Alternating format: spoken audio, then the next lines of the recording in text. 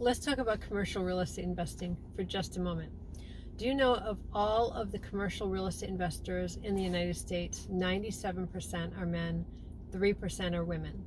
And of the 3% that are women, only 1.5% of those women are active, growing, they're actively engaging in commercial investing themselves. The other 1.5% have inherited their property from family, and they might not even know how to deal with it. I don't know. But that is very interesting. One of the ways to compress time, one of the best ways, is to get involved in commercial real estate. Now, truth be told, I have a 30-year residential successful real estate investment background. However, I'm starting to learn commercial real estate, which is both thrilling and intimidating. But my friend asked me a question today, and he said, why do you think so many women aren't doing commercial real estate? And I said, honestly, 2 reasons. First of all, men tend to be the hunters. And number 2, women tend to be emotional.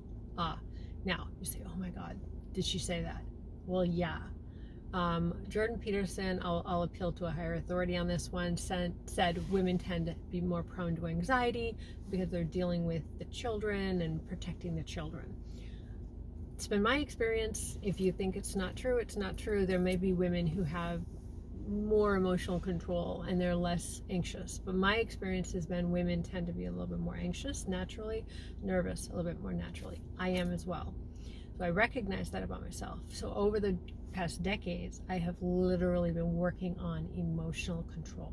Now, either way, men, women, doesn't matter. To get involved with real estate, you're going to need emotional control. Recently, I was at a J. Scott Shield event. It was fabulous. And one person asked the question, how many people were scared when they first bought a commercial piece of property?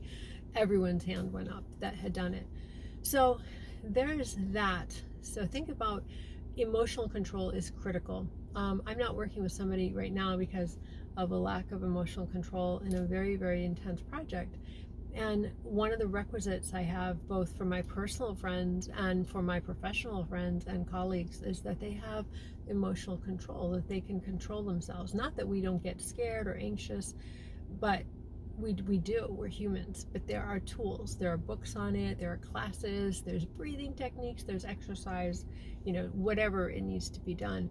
Learn how to control your emotions. If you want to be successful in this business, you need to control your triggers, control your emotions, learn from them, do therapy, do whatever you need to do.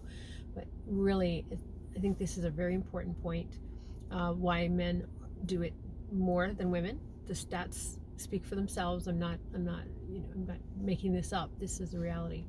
And yet I really want to encourage women to get involved. And one of the first things you need to do is start taking inventory and seeing how you can control your emotions in order to be successful over the long term, because this is very intense and things will go wrong, and you're going to have to pivot and recalibrate, and you're going to have to make decisions that are without emotion. I've known it in my past. I have made terrible mistakes because I was letting my emotions get to me. When I learned, and I said, I will not let my emotions get to me. I am going to act as though I am calm, even though I'm not calm. And I made pivotal, wonderful decisions that have really, really blessed me over the long term. And so I speak from experience. Control your emotions, don't let them control you, and be successful. Ginger Faith from Women's Wealth Network, and I'll talk to you later.